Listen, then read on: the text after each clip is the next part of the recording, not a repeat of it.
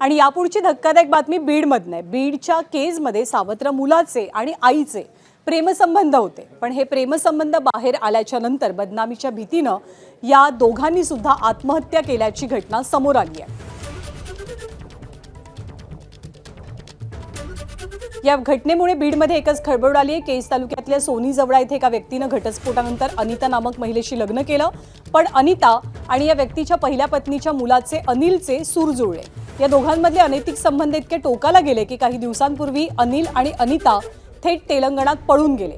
Police तपासात या बातमीचा उलगडा झाल्यामुळे दोघेही बदनामीच्या भीतीनं घाबरून गेले आणि त्यानंतर सगळ्यात आधी विषप्राशन करून मुलांना आयुष्य संपवलं आणि प्रियकराच्या मृत्यूचा धक्का सहन न झाल्यामुळे सावत्र आईनं सुद्धा रुग्णालयाच्या परिसरात झाडाला गळफास घेऊन आपलं आयुष्य संपवलंय।